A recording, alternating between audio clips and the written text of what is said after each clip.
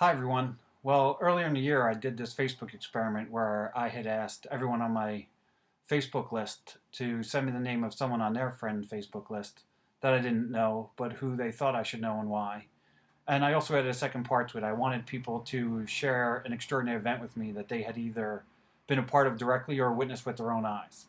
And while I had originally thought that this was going to be a neat little experiment, it turned out to be a completely amazing experiment.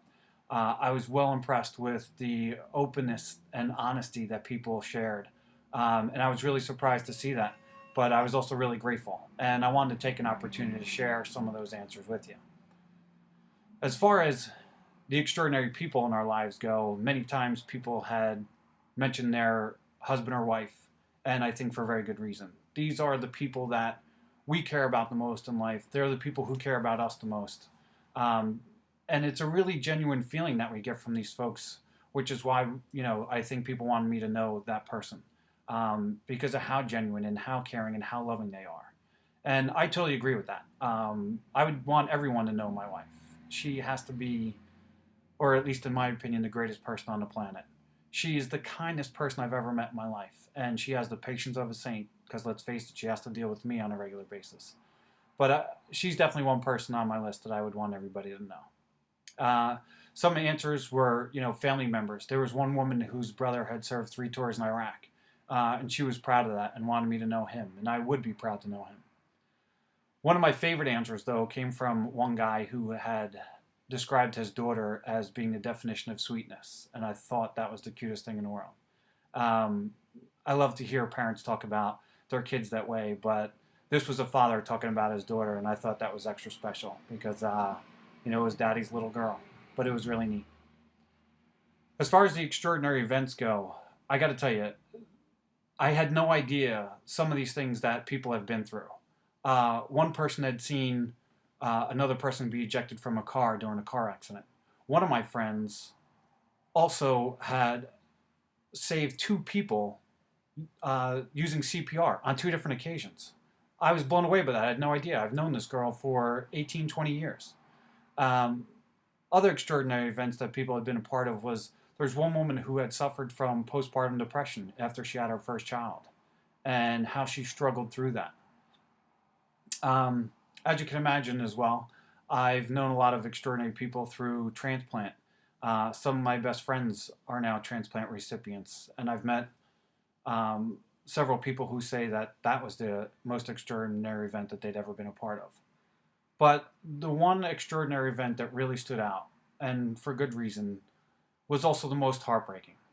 There's a friend of mine who lost her only child some time ago, a year and a half, maybe 2 years ago. And I can't imagine a bigger tragedy than losing your child. Um, and it's one of those things where my heart breaks for her. But at the same time, I would want her to know how special of a person that she is and how much I admire her for everything that she's done in the face of this tragedy. That she's able to have lived her life and continue living her life. And I think that she's a great example of what true strength is. Um, and if there was one person outside of my wife I had to pick that I'd want you to know, it would be this person. And her name is Maria Malucci Cameron. Um, the greatest characteristic I think about Maria, though, is that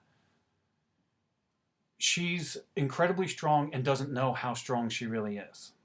I think that people have this misperception about what strength is, and I think they equate strength with being indestructible. That's not the case at all.